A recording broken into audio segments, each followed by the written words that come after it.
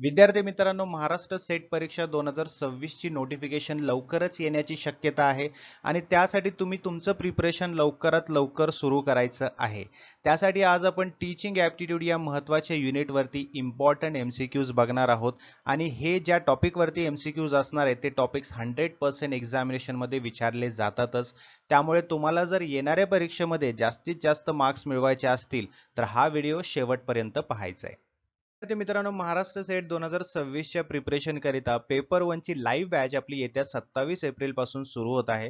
या बॅच मध्ये तुमचा संपूर्ण सिलेबस जो आहे तो लाईव्ह लेक्चर्स मध्ये कव्हर केला जातो आणि लाईव्ह लेक्चर जर तुम्हाला अटेंड करता नाही आलं तर त्याचाच रेकॉर्डेड व्हर्जन सुद्धा तुम्हाला मिळणार आहे. यासोबतच स्टडी मटेरियल जसे की topic wise MCQs, full syllabus notes, mock test, MCQ series, PDF या सर्व गोष्टी तुम्हाला या लाईव्ह बॅच मध्ये मिळणार आहेत. सो तुमचं प्रिपरेशन बूस्टअप होईल आणि येणाऱ्या महाराष्ट्र सेट एक्झामिनेशन मध्ये पेपर 1 मध्ये तुम्हाला जास्तीत जास्त मार्क्स मिळवता येतील. तर आजच या नंबरवरती व्हॉट्सअप मेसेज किंवा व्हॉट्सअप कॉल करा आणि ही बॅच जॉईन करा किंवा ग्लोबल ऑनलाईनचं ॲप्लिकेशन डाउनलोड करा. ॲप्लिकेशनच्या थ्रू तुम्हाला ही बॅच जॉईन करता येईल.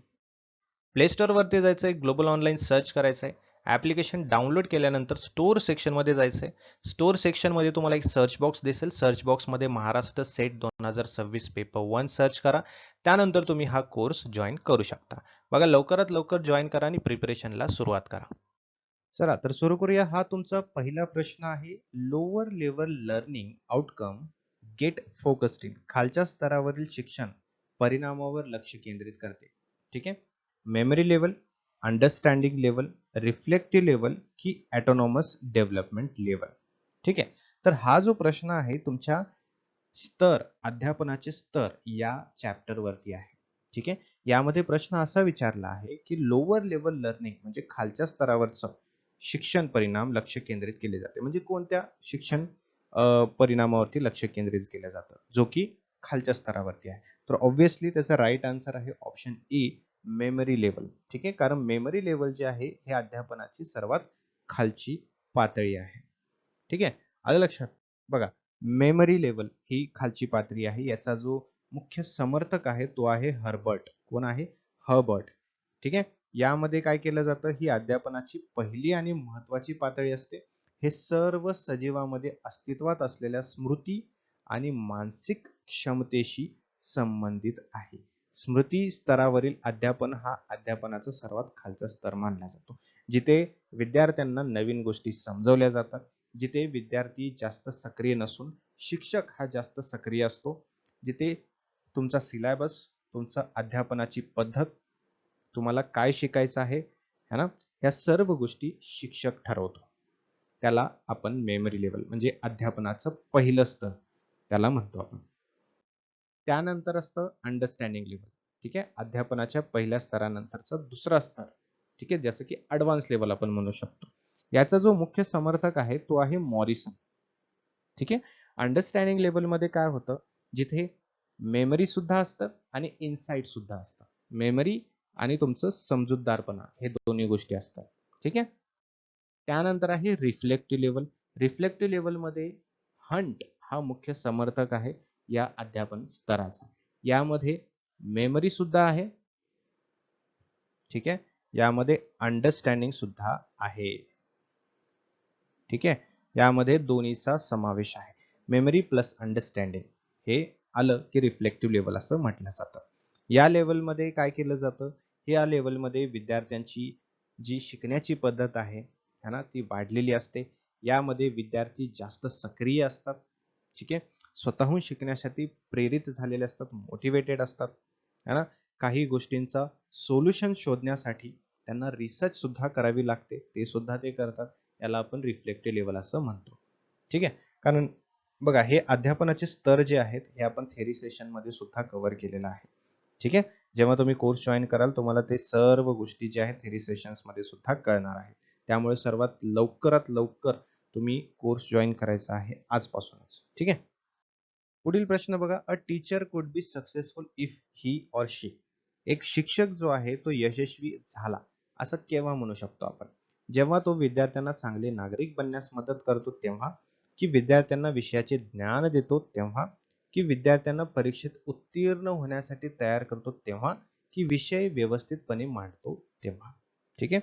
तर एक यशस्वी किंवा एक सक्सेसफुल टीचर जो आहे तो कोण आहे, जो की विद्यार्थ्यांना चांगला नागरिक बनण्यासाठी मदत करतो. समजते?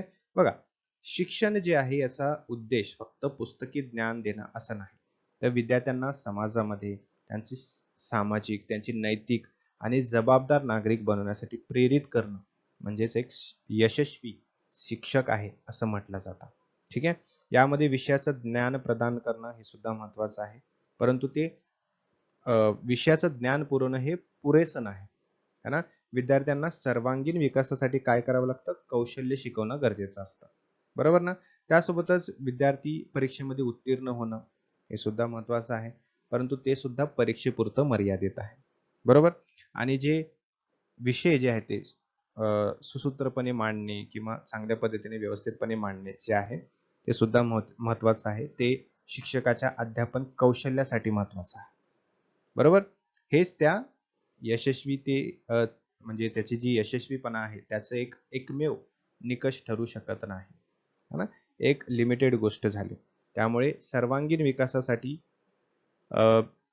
शिक्षकाने एक चांगला नागरिक घडवणं हे सर्वात महत्वाचा घटक आहे. ठीक आहे. पुढचा प्रश्न काय म्हणतोय, in which stage of development a learner faces the problem of vocational adjustment. विकासाच्या कोणत्या टप्प्यावर विद्यार्थ्याला व्यावसायिक समायोजनाच्या समस्येचा सामना करावा लागतो. ओल्ड एज, ॲडोलसन्स, चाइल्डहुड की इन्फन्सी, वृद्धापकाळ, पौगंडावस्था, बालपण की बाल्यावस्था. ठीक आहे. तर याचं करेक्ट जे उत्तर आहे, अगदी बरोबर उत्तर तो आहे ॲडोलसन्स, पौगंडावस्था. बघा, एक एक सांगतो मी तुम्हाला. ओल्ड एज घ्या पहिला. ओल्ड एज जे आहे ही किशोरावस्थेच्या तुलनेत, है ना, यामध्ये व्यावसायिक समायोजना जे आहे याच्या ज्या समस्या आहेत ते तुलनेने कमी असतात, कारण करिअर जे आहे ते आधीच स्थापित झालेलं असतं, है ना. ओल्ड एज मध्ये करिअरचं काही संबंध नाहीये, बरोबर ना. त्यामुळे ओल्ड एज या ठिकाणी एलिमिनेट होतं. चाइल्डहुड जे आहे, बालपण, या टप्प्यामध्ये मूल काय करतात, खेळण्यावरती आणि शिक्षणावरती जास्त भर देत असतात. व्यावसायिक समायोजना जी आहे, है ना, या समस्येचे येथे उद्भवणं म्हणजे याची काही गरज नाही. व्यावसायिक समायोजना याच्यामध्ये रिलेटेबल नाहीये, कारण इथे विद्यार्थी काय करतो, जास्त खेळामध्ये आणि शिक्षणावर भर देत असतो. ठीक आहे. त्यामुळे करिअर संबंधित निर्णय घेण्याची इथे काही जास्त गरज नसते. त्यानंतर आहे इन्फन्सी. इथे तर हा अजून खालचा थर झाला, बरोबर ना. यामध्ये काय होतं, जन्मानंतरच्या जो सुरुवातीचा टप्पा असतो त्याला आपण इन्फन्सी असं म्हणतो. यावेळी काय होतं, मुलगा जो आहे, मूल जे आहे, हे शारीरिक आणि मानसिक वाढीसोबत आजूबाजूच्या वातावरणामध्ये सुद्धा जुळवून घेण्याचा प्रयत्न करत असतो, है ना. त्यामुळे व्यावसायिक समायोजना याचा इथे काहीही संबंध नसतो. सो ॲडोलसंट, पौगंडावस्था जी आहे ते करेक्ट आहे. आलं लक्षात. बघा, हे सर्व स्तर जे आहेत तिथे दिलेले आहेत मी, ज्याला इन्फन्सी म्हणतो आपण, बाल्यावस्था ते जन्मापासून ते 18 महिन्यापर्यंत, अर्ली चाइल्डहुड 2 ते 3 वर्ष, प्री स्कूल 3 ते 5, स्कूल एज प्री ॲडोलसन्स 6 ते 12, ॲडोलसन्स 13 ते 17, प्री यंग ॲडल्टहुड 18 ते 40, मिडल ॲडल्टहुड 40 ते 65, मॅच्युरिटी 65 वर्ष ते मृत्यूपर्यंत. ठीक आहे, हे लक्षात ठेवा. पुढचा प्रश्न, for an efficient and durable learning learner should have. कार्यक्षम आणि टिकाऊ शिक्षणासाठी शिकणाऱ्याकडे काय असायला हवे. ठीक आहे. ॲबिलिटी टू लर्न ओनली, फक्त शिकण्याची क्षमता, केवळ आवश्यक प्रेरणा पातळी, की फक्त शिकण्याची संधी, की क्षमता आणि प्रेरणा इच्छित पातळी. विचार करा आणि मला कमेंट बॉक्समध्ये याचं उत्तर द्या. चला, तर याचं उत्तर मी तुम्हाला सांगतो, ते आहे option D, desired level of ability and motivation, क्षमता आणि प्रेरणा इच्छित पातळी. ठीक आहे. बघा, पहिलं घ्या, ॲबिलिटी टू लर्न ओनली. यामध्ये काय होतं, हा पर्याय जो आहे, है ना, हा जो ऑप्शन आहे, हा काय सांगतो आहे आपल्याला, की विद्यार्थ्याकडे फक्त केवळ शिकण्याची क्षमता असावी, है ना. परंतु हे पुरेसं नाही. कारण का, शिकण्याची क्षमता जरी असली तरी योग्य प्रेरणा नसेल किंवा संधी उपलब्ध नसेल तर शिक्षण टिकून राहणार नाही. त्यामुळे ॲबिलिटी टू लर्न ओनली हे इथे येणार नाही. ठीक आहे. त्यानंतर required level of motivation only, केवळ आवश्यक प्रेरणा पातळी, है ना. फक्त आवश्यक प्रेरणा हे जे असेल हे सुद्धा इथं याचा उपयोग नाही, फक्त प्रेरणा असून उपयोग नसता इथे, है ना. तर काय गरज आहे, विद्यार्थ्यांना शिकण्यासाठी अत्यंत प्रेरित असेल किंवा विद्यार्थी अत्यंत प्रेरित असेल, जरी त्याच्याकडे शिकण्याची आवश्यक क्षमता नसेल किंवा शिकण्यासाठी संधी नसेल, तर तो चांगल्या प्रकारे शिकू शकणार नाही. बरोबर ना. त्यामुळे फक्त प्रेरणा असणं गरजेचं नाही. त्यानंतर ऑप्शन सी काय म्हणते, फक्त शिकण्याची संधी पाहिजे, है ना. आता इथे बघा, फक्त संधी जरी मिळाली है ना, तर संधीचा उपयोग करून घेण्यासाठी शिक्षणाची क्षमता आणि प्रेरणा आवश्यक असते. त्यामुळे हा सुद्धा पर्याय जो आहे तो अपूर्ण आहे, पूर्ण नाही. त्यामुळे डिझायर्ड लेवल ऑफ ॲबिलिटी है ना, आणि तुमची इच्छित पातळी मोटिवेशन हे सुद्धा गरजेचं आहे. बरोबर ना. कारण विद्यार्थ्याला शिकण्याची क्षमता आणि प्रेरणा दोन्ही आवश्यक असतात. शिकण्याची क्षमता असेल है ना, पण प्रेरणा नसेल, किंवा प्रेरणा असेल पण क्षमता नसेल, तर शिक्षण प्रभावी होत नाही, है ना, इफेक्टिव्ह शिक्षण नसतं. त्यामुळे टिकाऊ आणि प्रभावी हे शिक्षण घेण्यासाठी दोन्ही गोष्टी है ना समतोल आणि आवश्यक आहे. समजलं. त्यामुळे डी ऑप्शन करेक्ट आहे. पुढचा प्रश्न बघा, काय म्हणतोय, an effective teacher is one who can. एक प्रभावी शिक्षक तो आहे जो करू शकतो. काय करू शकतो, वर्ग नियंत्रित करणं, कमी वेळेत अधिक माहिती देणं, विद्यार्थ्यांना शिकण्यासाठी प्रेरित करणं, की असाइनमेंट काळजीपूर्वक करणं. ठीक आहे. तर एक प्रभावी शिक्षक तोच असू शकतो जो विद्यार्थ्यांना शिकण्यासाठी प्रेरित करतो. बरोबर. कारण शिक्षकाने वर्गात शिस्त राखणे हे तर महत्वाचं आहेच. बरोबर आहे, पहिलं ऑप्शन है ना. परंतु केवळ नियंत्रण ठेवणं पुरेसं नाही. प्रभावी शिक्षक कोण असतो, जो विद्यार्थ्यांच्या सहभागासाठी सुसंवाद करतो, ठीक आहे, किंवा सुसंवाद साधतो. त्यानंतर give more information in less time, कमी वेळेत अधिक माहिती देणे, हे पण बरोबर आहे का. ठीक आहे. जास्त माहिती द्यायची घाई केल्यानंतर विद्यार्थी संभ्रमित होऊ शकतात. त्यामुळे माहिती प्रभावीपणे आणि समजण्यासारखे करून देणं किंवा सोपं करून देणं हे खूप गरजेचं आहे. बरोबर. त्यानंतर option D, correct assignment carefully, गृहपाठ काळजीपूर्वक तपासणं किंवा असाइनमेंट काळजीपूर्वक तपासणं, है ना. तपासणं म्हणजे काय, गृहपाठ तपासणं हे महत्वाचं आहे, परंतु हा एकमेव असा एक पर्याय नाहीये किंवा हे पुरेसं नाहीये, है ना. कारण शिक्षकाने विद्यार्थ्यांना त्यांच्या चुका समजावून देणं, त्यांना सुधारण्यासाठी मार्गदर्शन करणं हे महत्वाचं आहे. त्यामुळे विद्यार्थ्यांना शिकण्यासाठी प्रेरित करणं, ऑप्शन सी हे सगळ्यात बरोबर उत्तर आहे. ठीक आहे. पुढचा प्रश्न बघा, which of the following comprise teaching skills, खालीलपैकी कोणत्या अध्यापन कौशल्यांचा समावेश होतो. ठीक आहे. ब्लॅकबोर्ड रायटिंग, क्वेश्चनिंग, एक्सप्लेनिंग, की ऑल ऑफ द अबोव, हे वरील सर्वच. ठीक आहे. तर ऑब्वियस आहे, खालीलपैकी जे ऑप्शन्स आहेत ए बी सी हे तिन्ही महत्वाचे आहेत, है ना. हे तिन्ही टीचिंग स्किल्स तुमचे दाखवतात, है ना. ब्लॅकबोर्ड रायटिंग, क्वेश्चनिंग आणि एक्सप्लेनिंग, है ना.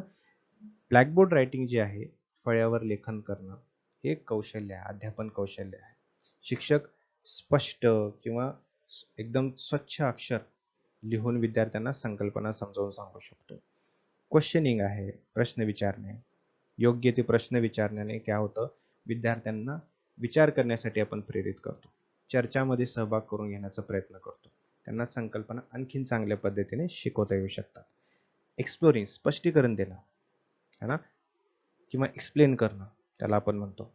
एखादी संकल्पना सोप्या पद्धतीमध्ये आणि प्रभावी पद्धतीने समजावून सांगणं हे चांगल्या अध्यापनाचे कौशल्य आहे. त्यामुळे हे सर्व तिन्ही ऑप्शन बरोबर आहेत. पुढील प्रश्न, which method of teaching increases maximum census, अध्यापनाची कोणती पद्धत जास्तीत जास्त संवेदना वाढवते. कोणती अशी पद्धत आहे जिथे आपले सर्व सेन्सेस काम करतात, समजते का, सांगा. Problem solving method, laboratory method, प्रयोगशाळा पद्धत, सेल्फ स्टडी, की टीम टीचिंग. ठीक आहे. याचं उत्तर मी तुम्हाला सांगतो. याचं उत्तर करेक्ट जे आहे ते लॅबोरेटरी मेथड आहे. कसं काय, इथे सर्व सेन्सेस तुमचे ऍक्टिव्ह असतात.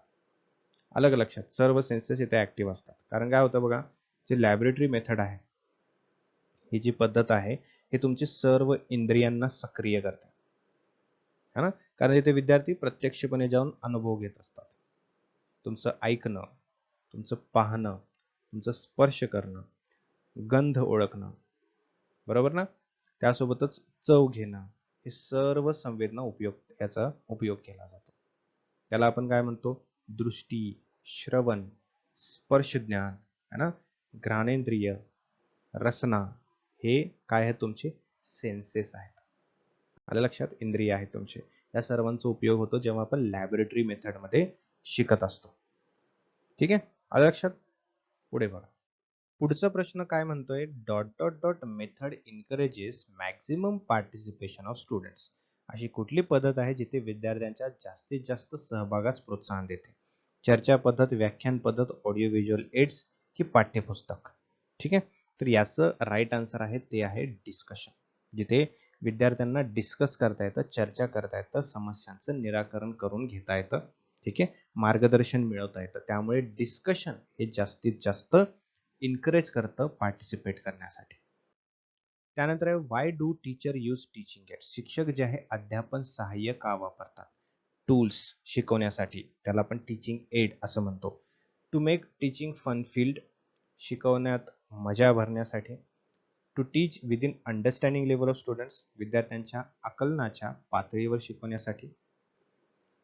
विद्यार्थ्यांच्या लक्षासाठी, फॉर स्टुडंट्स अटेन्शन, त्याला आपण म्हणतो. विद्यार्थ्यांना चौकस बनवण्यासाठी. मग आपण टीचिंग एड्स, टीचिंग टूल्सचा का वापर करतो? तर विद्यार्थ्यांना किंवा विद्यार्थ्यांच्या आकलनाच्या पातळीवर जाऊन शिकवण्यासाठी. समजतंय? कारण प्रत्येक विद्यार्थ्यांची शिकण्याची पातळी ही वेगळी असते. प्रत्येक विद्यार्थी हा सिमिलर नसतो, सारखा नसतो. प्रत्येकाची शिकण्याची पातळी वेगळी असते. त्यामुळे आपण जेव्हा टीचिंग एड वापरतो तेव्हा प्रत्येक विद्यार्थ्यांना शिकण्यासाठी, है ना, ते उपयुक्त ठरतं. आलं लक्षात? For a teacher which of the following method would be correct for writing on blackboard. ब्लॅकबोर्डवर लिहिण्यासाठी खालीलपैकी कोणती पद्धत शिक्षकासाठी योग्य असेल? है ना, जलद आणि शक्य तितक्या स्पष्ट लिहिणे, है ना, की प्रथम प्रकरण लिहा आणि नंतर विद्यार्थ्यांना ते वाचायला सांगा, की विद्यार्थ्यांना प्रश्न विचारणे आणि त्यांनी सांगितल्याप्रमाणे उत्तर लिहिणे, की महत्त्वाचे मुद्दे शक्य तितक्या स्पष्ट लिहिणे. ऑब्वियस आहे, याचं सरळ सरळ उत्तर आपल्याला दिसतं, ते म्हणजे महत्त्वाचे मुद्दे शक्य तितक्या स्पष्टपणे लिहिणे, है ना, हे सर्वात जास्त रिलेव्हंट आहे. कारण विद्यार्थ्यांना प्रश्न विचारणे त्यांनी सांगितलं अशा पद्धतीनेच उत्तर लिहिणे हे चुकीचं आहे. कारण उत्तर, है ना, जे ऍक्च्युअल उत्तर आहे, जे करेक्ट उत्तर आहे तेच विद्यार्थी सांगतील असं नाही, है ना. त्यानंतर प्रथम प्रकरण लिहा आणि नंतर विद्यार्थ्यांना ते वाचायला सांगा, हे सुद्धा चुकीचं आहे. आणि जितकं पटापट तुम्ही लिहाल, जितकं जलद तुम्ही लिहाल, तितकं थोडेसे पॉसिबिलिटीज आहेत की तिथे चुकण्याचे. ठीक आहे, त्यामुळे हे सुद्धा बरोबर नाही. त्यानंतर आहे प्रश्न, विद्यार्थ्यांच्या प्रगतीवर लक्ष ठेवण्यासाठी आणि त्यानुसार अध्यापनात बदल करण्यासाठी मूल्यमापनाची सर्वोत्तम पद्धत कोणती आहे? रचनात्मक मूल्यांकन, सारांशात्मक मूल्यांकन, गुणात्मक मूल्यांकन की उद्दिष्ट आधारित मूल्यांकन? ठीक आहे, प्रश्न नीट वाचा. Progress of students and modified teaching. विद्यार्थ्याच्या प्रगतीवर लक्ष ठेवण्यासाठी, म्हणजे तो प्रगती करत आहे की नाही हे पाहण्यासाठी कुठलं मूल्यांकन बरोबर आहे? तर ऑब्वियस आहे ते फॉर्मेटिव्ह इव्हॅल्युएशन आहे, म्हणजेच रचनात्मक मूल्यांकन. फॉर्मेटिव्ह जे आहे ते कधी केलं जातं, है ना, जे आपलं इंटरनल एक्झाम आहे. कुठली? Internal exam. इंटरनल एक्झाम सर्वांना माहिती आहे, म्हणजे जेव्हा सामायिक एक्झाम व्हायच्या आधी जी आपली इंटरनल एक्झाम घेतली जाते, त्याच्याने आपल्याला काय कळतं की विद्यार्थ्यांची प्रगती होत आहे की नाही, विद्यार्थ्यांना व्यवस्थित समजलेलं आहे की नाही, बरोबर ना. त्याला इंटरनल इव्हॅल्युएशन आपण म्हणतो. समेटिव्ह इव्हॅल्युएशन कुठलं आहे? समेटिव्ह इव्हॅल्युएशन सर्वात शेवटी केलं जातं, जी तुमची फायनल एक्झाम आहे. ठीक आहे. ऑब्जेक्टिव्ह बेस्ड इव्हॅल्युएशन आपण काय करतो? एमसीक्यूज थ्रू इव्हॅल्युएशन करतो, बरोबर. क्वालिटी थ्रू किंवा क्वालिटेटिव्ह इव्हॅल्युएशन जे आहे ते आपण कसं करतो? थेअरी बेस्ड करतो. क्वालिटेटिव्ह आपण चेक करतो, ग्रेड्सने आपण चेक करतो, बरोबर. त्याला आपण काय म्हणतो? क्वालिटेटिव्ह. सो मुलांनी किती प्रोग्रेस किंवा मुलं प्रोग्रेस करत आहेत की नाही, आपण ठरवलेल्या टार्गेटनुसार ते स्टडी करत आहेत की नाही हे पाहण्यासाठी फॉर्मेटिव्ह इव्हॅल्युएशन करावं लागतं. म्हणजे ऑन गोईंग प्रोसेसमध्येच आपल्याला इव्हॅल्युएट करायचं, शेवटी नाही करायचं किंवा मध्यात नाही करायचं, ऑन गोईंग प्रोसेसमध्ये करायचं, त्याला फॉर्मेटिव्ह म्हणतो. पुढील प्रश्न बघा. खालीलपैकी कोणते सद्यस्थितीत मूल्यमापन प्रणालीतील नवकल्पनांचे सूचक आहे? Which of the following is indicative of innovations in evaluation system at present? समजते का? सेमिस्टराइज सिस्टीम, प्रोजेक्ट बेस्ड इव्हॅल्युएशन, प्रकल्प आधारित मूल्यमापन, की CBCS ज्याला आपण म्हणतो, है ना, की ऑब्जेक्टिव्ह बेस्ड इव्हॅल्युएशन. तर सध्याच्या काळाला आपल्याला सर्वांना माहिती आहे इट इज CBCS, है ना. CBCS जी मेथड आहे ती आता सध्याला चालूरित्या वापरली जाते है ना इव्हॅल्युएशनसाठी. आलं लक्षात. सो इथे आपले हे सर्व प्रश्न संपलेले आहेत आणि एक महत्त्वाची सूचना तुम्हाला सांगू इच्छितो